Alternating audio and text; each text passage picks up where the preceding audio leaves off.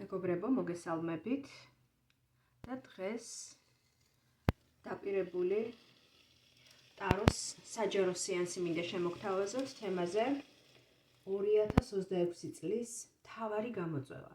რა იქნება თქვენს ცხოვრებაში მიმდინარე წლის მთავარი გამოწვევა.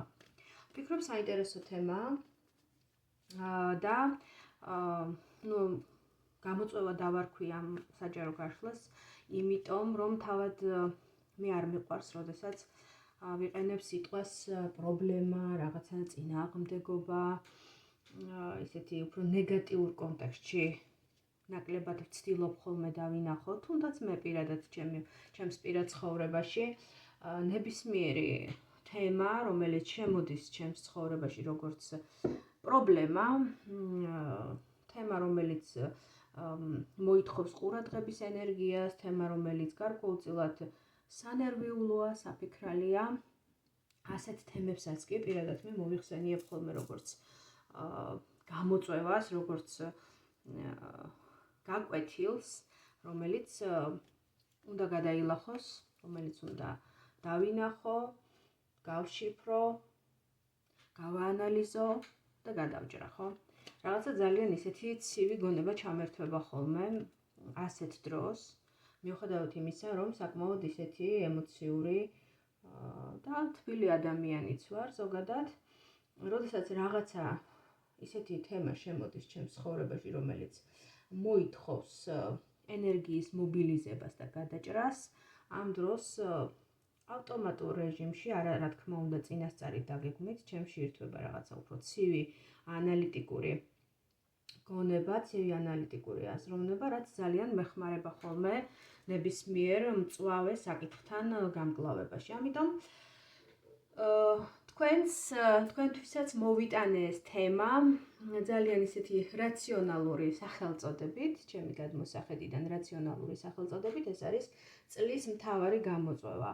წლის თემა, რომელიც ერთგვარი წინაღობის, წინააღმდეგობის სახით შეიძლება გამოჩნდეს თქვენს ცხოვრებაში, შეიძლება არც დაგიგეგმავთ, არც ვერც კი წარმოიდგენდით, რომ ასეთი რამ მოხდებოდა თქვენს ცხოვრებაში, მაგრამ ის მოხდება, ხო? აი ესეთი რამ მინდა დაგანახოთ, ესეთ წინასწარ დაგანახოთ თქვენს ცხოვრებაში რა თემები გაიჟღერებს ცოტა უფრო მწვავედ, ცოტა უფრო კრიზისულად, ვიდრე შეიძლება სხვა თემები, სხვა საკითხები და რას შეეხება ეს საკვანძო საკითხები, ხომ, რას შეეხება ეს გამოწვევები. თუნდაც მთლიანი საკითხის 70% დაინახოს ადამიანმა წინასწარ, ეს უკვე ძალიან ბევრს ნიშნავს, იმიტომ რომ გონება შემზადებულია, ის უკვე მოულოდნელობას აღარ წარმოადგენს და ვფიქრობ საკმაოდ დიდი კოზირი უჭირავს ადამიანს ხელში, როდესაც იცის დაახლოებით მაინც მთლიანი სურათის, როგორც აღვნიშნე, 70% მაინც უკვე რაღაცნაირად თითქოს აი იმ კრიზისულ ბუნებას და იმ შოკის მომენტს კარგავს ის თემა. პირადად გამომიცდია, მე თვითონაც ტაროსთან მუშაობის და შესწავლის და შემდგომ მისი პრაქტიკული გამოყენების შემდგომ ძალიან ბევრ საკითხში დამეხმარა ეს ინსტრუმენტი თვითონ, როგორც დივინაციის საშუალება, როდესაც რაღაცა წინასწარ იცი, ადამიანმა უკვე მოულოდნელობას აღარ წარმოადგენს ბევრი რამ და ფსიქიკა ამ დროს არის დაცული, აღარ არის მოწყვლად, იმიტომ რომ რაღაცეები უკვე წინასწარ გაანალიზებული და მოხარშული აქვს, მონელებული აქვს, თუ შეიძლება ასეც ითქვას. ამიტომ ვფიქრობ, რომ რაღაცით მაინც დაგეხმარებათ ჩემი ვიდეო გაშლა. შესაბამისად, დარჩით ჩემთან ერთად და მოდით ერთად ვნახოთ, რას გვიჩვენებს ტარო აი ამ კონკრეტულ საკითხთან მიმართებაში.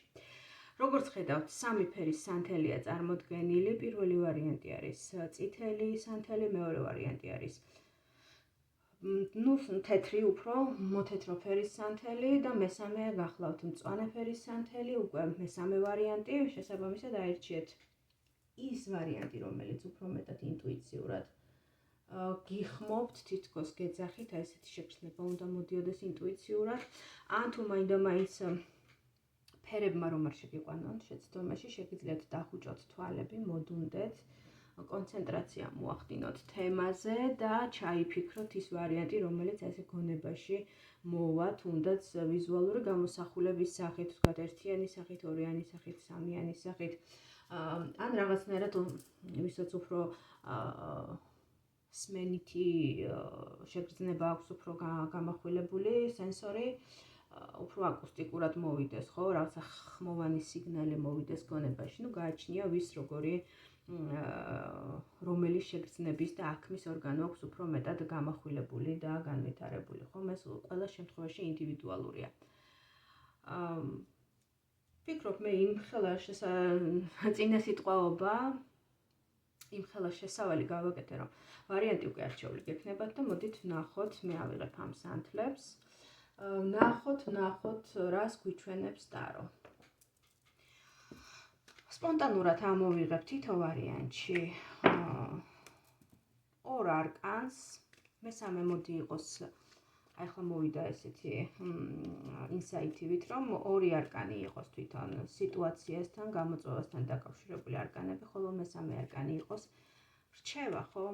რჩევა, რას გირჩევთ ტარო აი ამ კონკრეტულ თემასთან მიმართებაში. ვფიქრობ, ვისაც შეუძლია ხედვა და ვინც კარგად იცნობს ტაროს სამყაროს, სამი არკანი ძალიან ბევრს საუბრობს და მეტყველია, ვიდრე ვთქვათ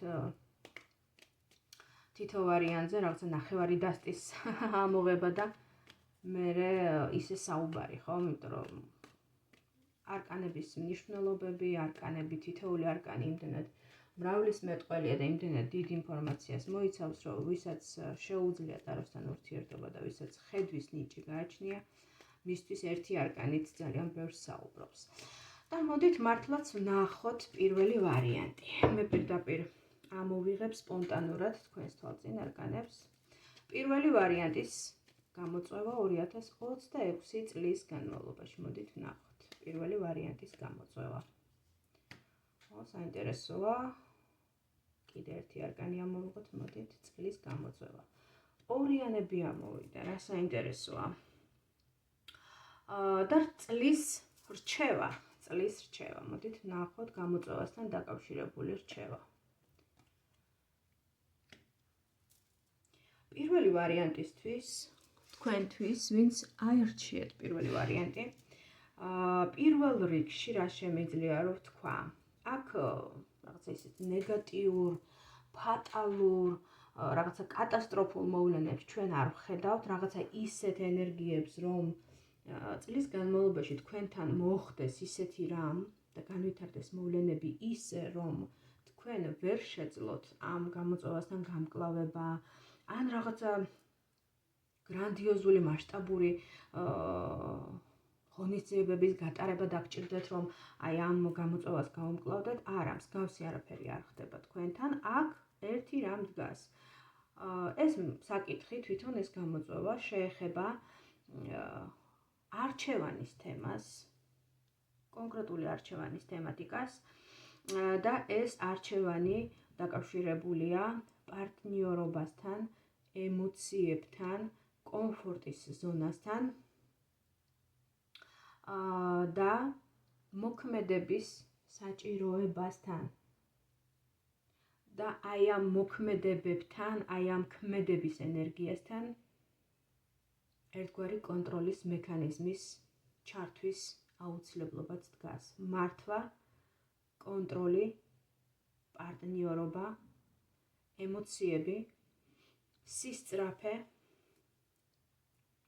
და აი ამ პროცესის მართვა. ამ პროცესის მართვა ისე, რომ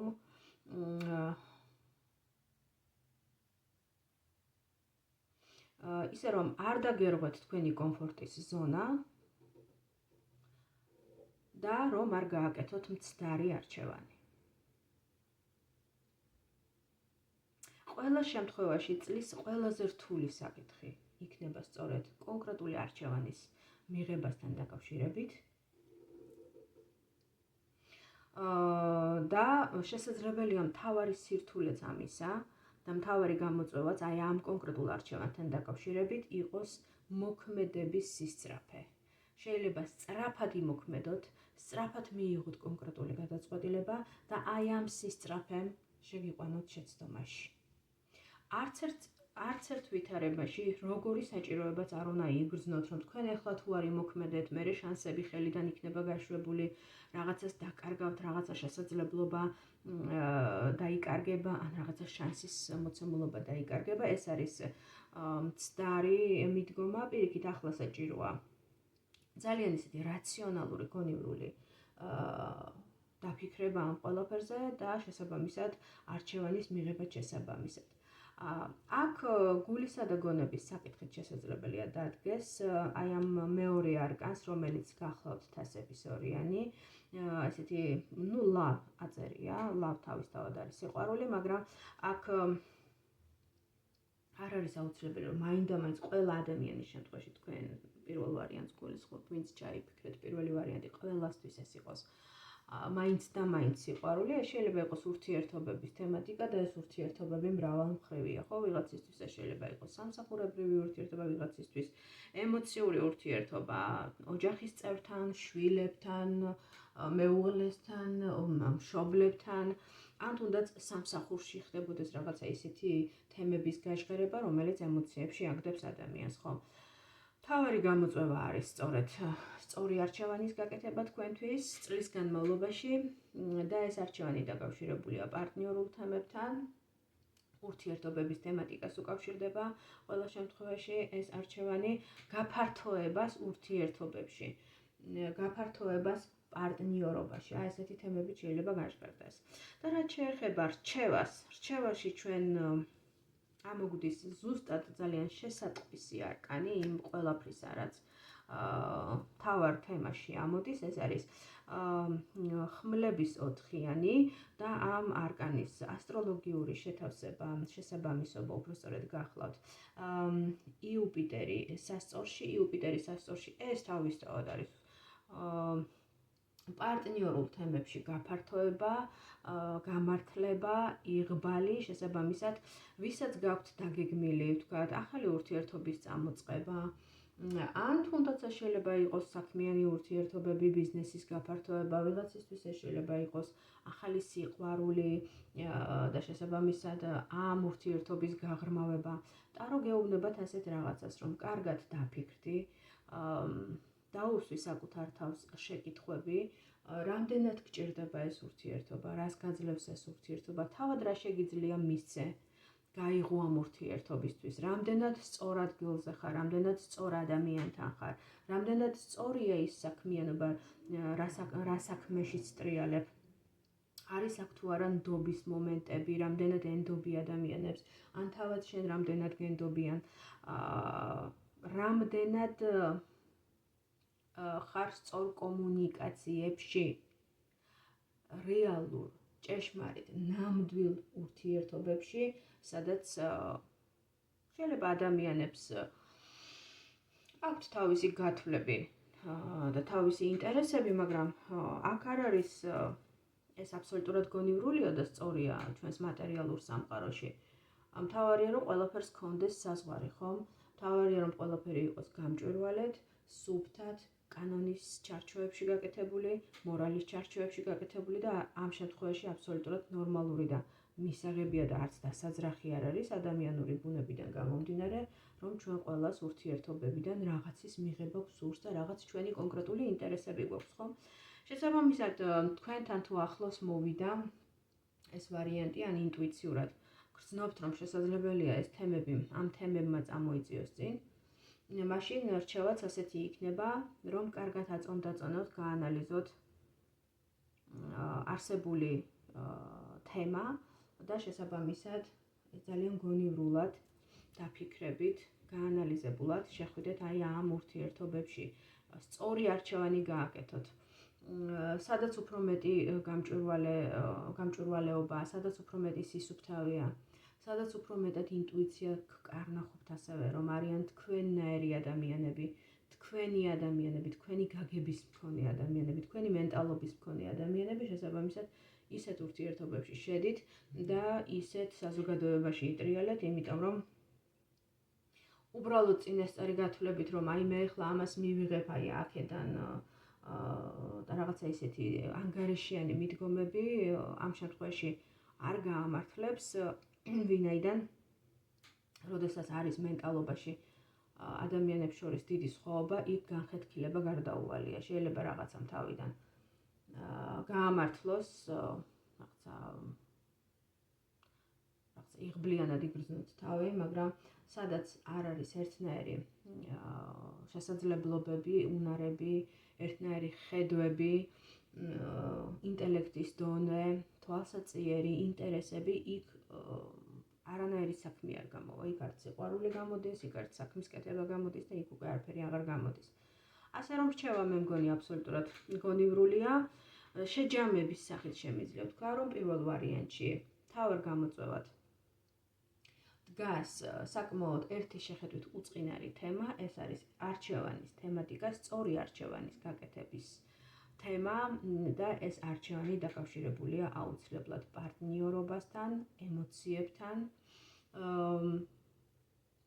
მოქმედების მართვასთან, კონტროლთან, აუცილებელი აქ აგრესია, სისწრაფე, სულ სწრაფობა, მოუთმენლობა მოითოკოს და იმართოს სწორად გონებით. აქ სურვილმა არ უნდა სძლიოს გონებას, აქ მოთმინება აუცილებელია, აქ ცივი გონების ჩართვა აუცილებელია და რჩევაც ასეთია, სწორედ რომ ძალიან გონივრული პარტნიორობასთან მიმართებაში და თითქოს რაღაც საგანგებო დამოვიღეო, ისეთი არკანი ამოდის. იუპიტერი სასწორში ესეთი ასტროლოგიური შესაბამისობით, ეს არის პარტნიორობაში გააფართოება. თქვენ შეიძლება თქვენი ბიზნეს საქმიანობა გააფართოვოთ. შეიძლება პირად შეეხოს ეს და ვთქვათ მარტო ხართ და ამ წელს უკვე პარტნიორულ ურთიერთობაში შეხვიდეთ, სასიყვარულო ურთიერთობაში შეხვიდეთ და ასე შემდეგ. შესაბამისად ამ ურთიერთობებთან დაკავშირებით აუცილებლად დაგჭირდებათ სწორი არჩევანის გაკეთება და ტაროთ სწორედ რომ ამას გირჩევთ. გააკეთეთ სწორი არჩევანი და ისე გაფართოვდი პარტნიორულ ურთიერთობებში. აი ესეთი იყო პირველი ვარიანტი, ჩემო მეგობრებო, და მოდით ნახოთ მეორე ვარიანტი რას გვეტყვის.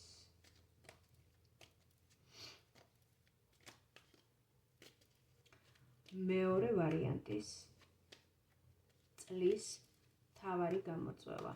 მეორე ვარიანტის წლის მთავარი გამოწვევა 2026 წლის მთავარი გამოწვევა. მოდით ნახოთ. წლის მთავარი გამოწვევა ასევე კიდე დამატებით. საინტერესოა. და რჩევა თქვენთვის აი ამ გამოწვევასთან დაკავშირებით. ძალიან საინტერესო ვარიანტი გვაქვს, მეორე ვარიანტი, ჩემო მეგობრებო. აქ რაღაცა ესეთი ფემინური ენერგიები ამოდის წლის მთავარ გამოწვევაში. შესაძლებელია თქვენთვის გარკვეულწილად პრობლემურ ზონაში ამოვიდნენ წლის განმავლობაში ქალი ან ქალები, იმიტომ რომ ჩვენ აქ ვხედავთ ორ ქალს, ორ ფემინურ ენერგიას, ეს არის ერთი ხმლების დედოფალი და მეორე ეს არის იმპერატორი ქალი. შესაბამისად, თუ კი თქვენს ცხოვრებაში არიან ისეთი ადამიანები, ქალებს გულისხმობ, ქალბატონებს, უფრო მდედრობითი სქესი ამოდის აქ, ვინც ვთქვათ, ერთგვარ კონტრასტში დგანან თქვენთან, კონტრპოზიცია უკავიათ თქვენს ცხოვრებასთან და თქვენს ხედვებთან მიმართებაში, შესაბამისად, შესაძლებელია ეს ადამიანები უფრო აქტიურები გახდნენ წლის განმავლობაში და უფრო მეტად გამოხატონ საკუთარი სიმკაცრე, საკუთარი ისეთი მკაცრი დამოკიდებულება თქვენს მიმართ, გასჯის დამოკიდებულება თქვენს მიმართ, ასევე ძალიან ისეთი ცივი გონებით მოგიდგნენ რაღაც კონკრეტულ თემებთან დაკავშირებით, იმ თემებთან დაკავშირებით, რა თქმა უნდა, სადაც თქვენი ინტერესები იკვეთება, სადაც არის თქვენი ინტერესიც და სადაც არის, თქვათ, აი ასეთი ადამიანის ან ადამიანების ინტერესი, ხო? ეს არ არის ესეთი ჩვეულებრივი სტანდარტული სიტუაცია, სტანდარტული პიროვნება, იმიტომ რომ ხმლების დედოფალში ეს არის როგორი ქალი, ეს არის რაციონალური, ცივი გონებით მოფიქრალი ქალი, რომელსაც აქვს ყველა ის რესურსი, რაც საჭიროა, თქვა, სიტუაციის სამართავად, საკონტროლებლად, თუნდაც მტერთან პირობითად ვამბობ, მტერთან დასაპირისპირებლად, ხო? ხმლების დედოფალი, რომელიც ამოდის მეგობრულ კონტექსტში, ესეთი მეგობარი შეიძლება იყოს, თქვათ, არა ძალიან ისეთი თბილი და ჩამტკბარი ადამიანი, რომელიც ყოველ სიტყვაში ეფერება თავის მეგობარს ან თავის ოჯახის წევრს, მაგრამ გასაჭირში ყველანაირად უდგას გვერდში და დგას მის გვერდზე ესეთი ხმალ ამოღებული, ხო? მაგრამ როდესაც ესეთი ადამიანი ამოდის მოწინააღმდეგის რანგში, ასეთ მტერს მე მაგალითად და ასეთ მოწინააღმდეგეს მე არავის არ ვუსურვებდი, იმიტომ რომ საკმაოდ დაუნდობელია ასეთი ადამიანი ბრძოლაში და ის გამარჯვებისთვის ყველა ღონისძიებას და ყველა ასე ვთქვათ საშუალებას მიმართავს, ხო? მიზანი ამართლებს საშუალებას, რაღაცა ესეთი სიტყვები მომივიდა გონებაში. ასეთი ადამიანისთვის მიზანი ამართლებს საშუალებას, ან ყველა საშუალებას და ყველა ხერხს მიმართავს ადამიანი იმისთვის, რომ გამოვიდეს გამარჯვებული და აი ამ ენერგიას, რაც ამოდის ხმლების დედოფლის რანგში, აძლიერებს იმპერატრიცა, რომელიც გვერდზე დაუჯდა. ეს შეიძლება იყოს მეორე ქალი, მეორე ესეთი ბოსის ტიპის ქალი, რომელსაც უყვარს ლიდერობა, უყვარს მართვა, უყვარს კონტროლი, უყვარს სხვების განკითხვაც, განსჯაც, ზემოდან ყურებაც არიან ესეთი ადამიანები, როდესაც ესეთი ნეგატიურ კონტექსტში ამოდის არკანები. ამავდროულად ქალი, რომელსაც აქვს ყველა რესურსი იმისთვის, რომ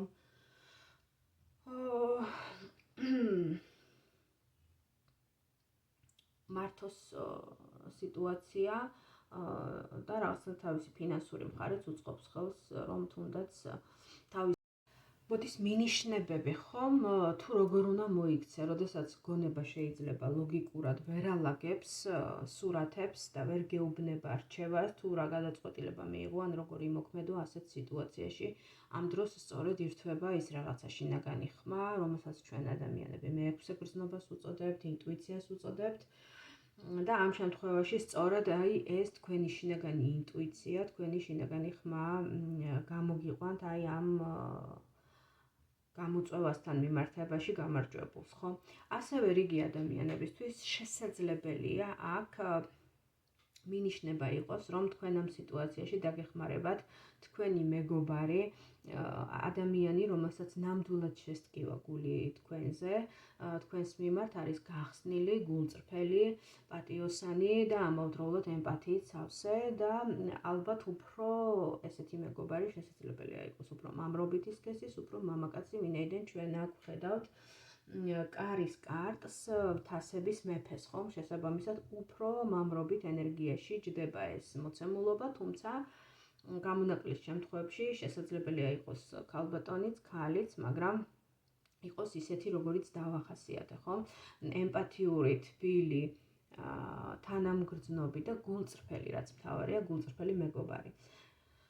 ამიტომ თუ კი გექნებათ ესეთი სიტუაცია, მაშინ მიყევით აი ამ რჩევას და აი ეს რჩევა გაგიყვანთ, ასე ვთქვათ, სამშვიდობომდე, იმიტომ რომ აქ ისეთი ფიგურანტები ამოდიან, მოთამაშეები, რომლებიც არ არიან მარტივად საურთიერთობო ადამიანები და საკმაოდ რთული, ამბიციური ბუნების ადამიანებს ხედავ აქ, ვისაც აქვს გარკვეული გავლენის წრე, ფინანსები და რაც მთავარია, ძალიან დიდი წარმოდგენები საკუთარ თავზე და არიან ისეთი ადამიანები, ან შესაძლებელია ერთი ადამიანიც იყოს, რომელსაც აქვს ესეთი კრედო ცხოვრებისეული, რომ მიზანი ამართლებს საშუალებას და ასეთი ადამიანი პირველ რიგში საკმაოდ საშიში ადამიანიც არის, ხომ? ამიტომ მე გირჩევდით, რომ ნუ გადაიკვეთებით ასეთ ადამიანებთან რაღაცა კონკრეტულ ინტერესებში, ხო? იმიტომ რომ ეს არ არის მართლად უსაფრთხო. ან მაშინ ძალიან ძლიერი პოზიციები უნდა გქონდეთ თქვენ, თავად უფრო აღმატებულ პოზიციაში უნდა იყოთ, რომ ისინი დაამარცხოთ.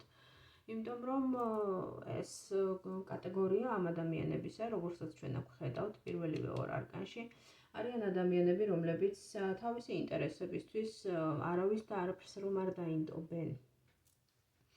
აი ესეთ რჩევას გვაძლევს, ასეთ სცენარს გვიხატავს მეორე ვარიანტი, ჩემო მეგობრებო და მოდით ნახოთ მესამე ვარიანტი რას გვეუბნება.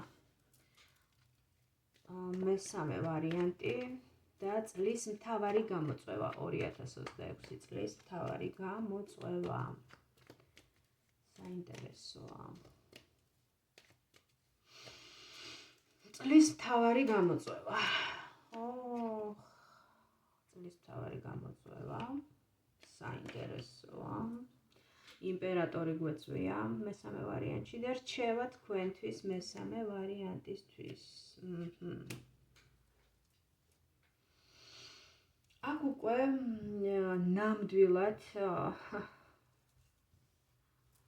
ნამდვილად საინტერესო მოთამაშეებს ვხედავთ ამ სცენარში მესამე ვარიანტში. აქ ამოდის იმპერატორი, ესეთი გვირგვინოსანი, საკუთარი ესეთი სამყაროს მქონე მამაკაცი, რომელმაც უკვე რაღაცა კონკრეტული შექმნა თავის ცხოვრებაში, რაღაცა კონკრეტული ნაბიჯები გადადგა. შეიძლება ეს იყოს სტატუსის სამსახურში, რაღაცა თანამდებობა, ძალაუფლების თემები. შესაძლებელია უკვე ჩვენ ვუყურებდეთ აქ დაოჯახებულ მამაკაცს,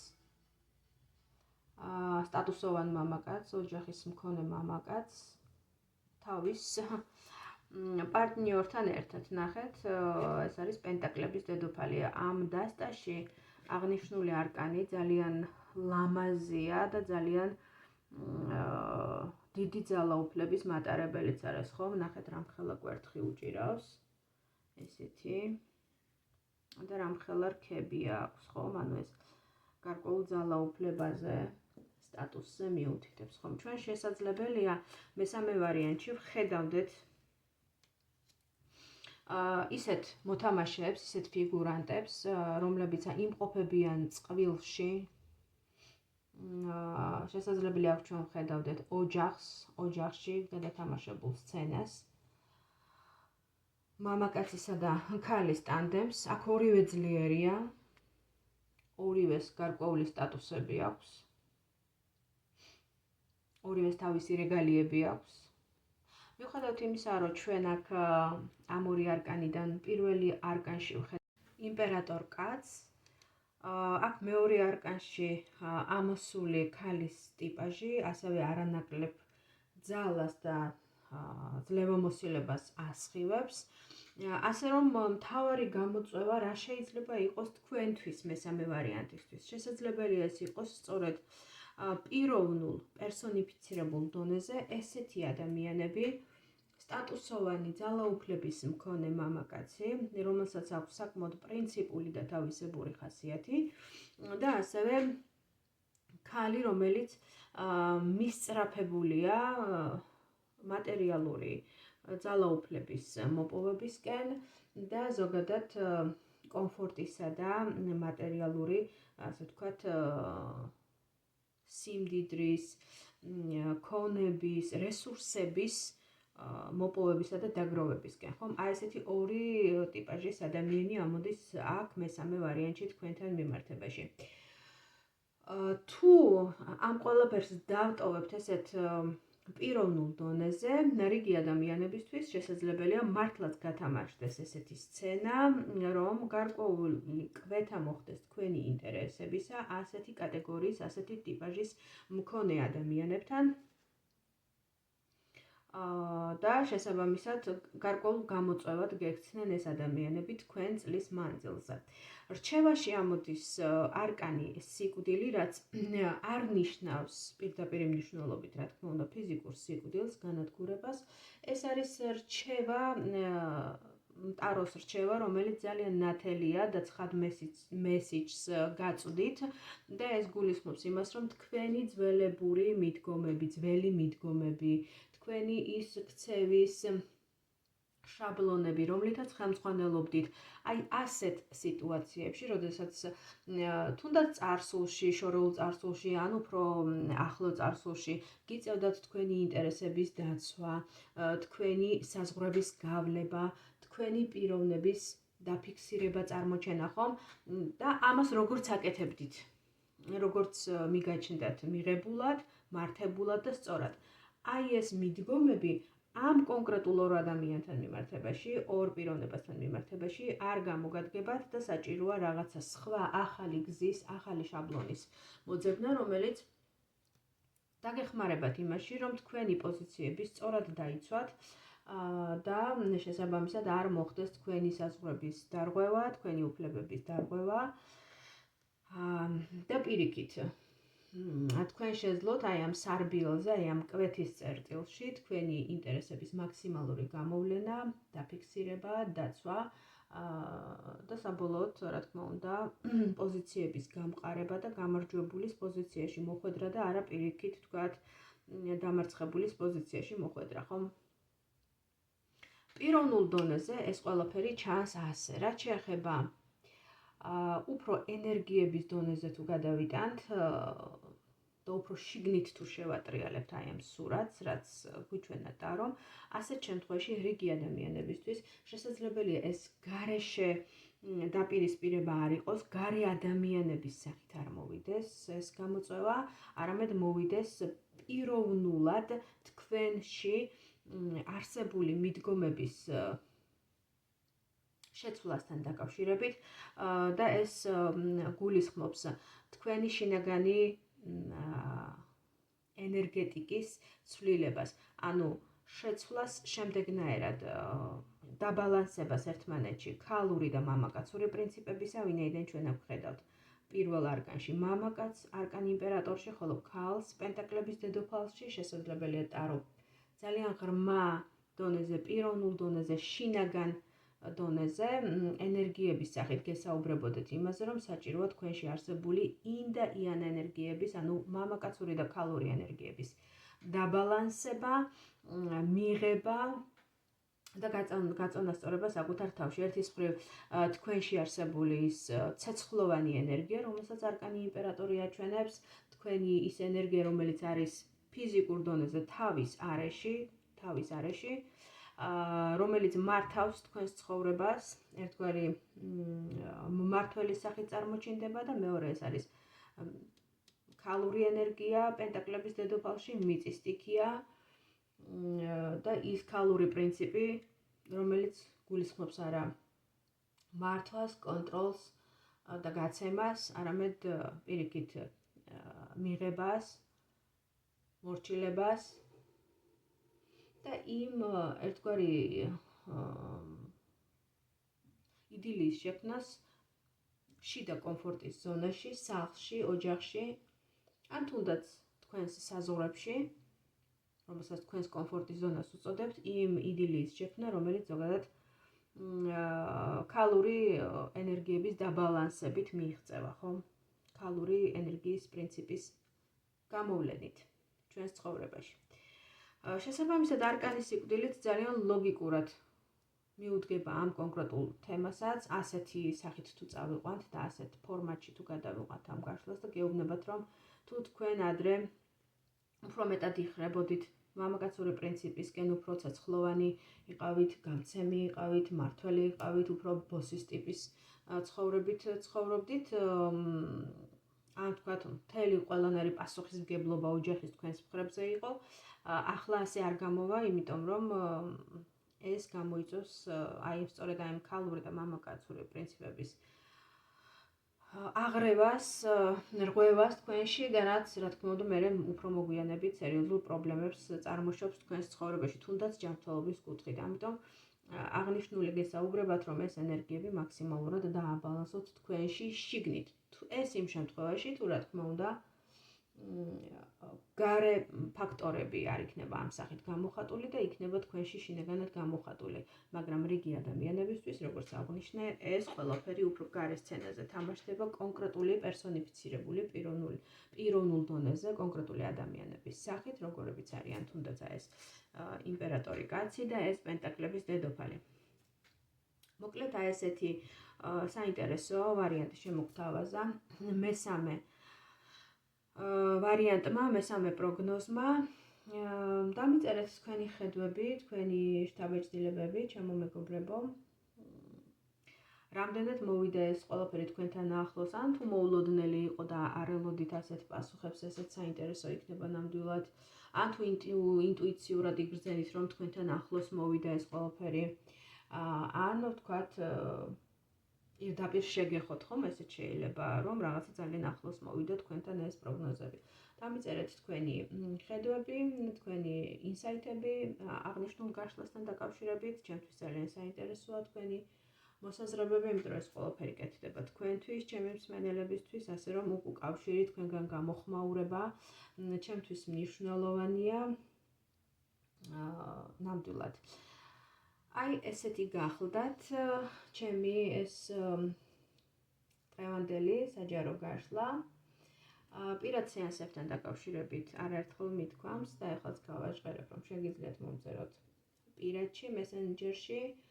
ეს არის ტაროს გაშლები, რუნოლოგიური კონსულტაცია, ბედის მატრიცის ანალიზსაც ვაკეთებ, როგორც უკვე მოგეხსენებათ და ასევე სხვადასხვა ენერგეტიკული რიტუალური მხარდაჭერაც შემიძლია გამოვხატოთ, უკვე ამის საჭიროება გამოჩნდება ენერგეტიკული დიაგნოსტირების დროს თქვენთან მიმართებაში. დაგემშვიდობებით, დროებით მომავალ შეხვედრამდე.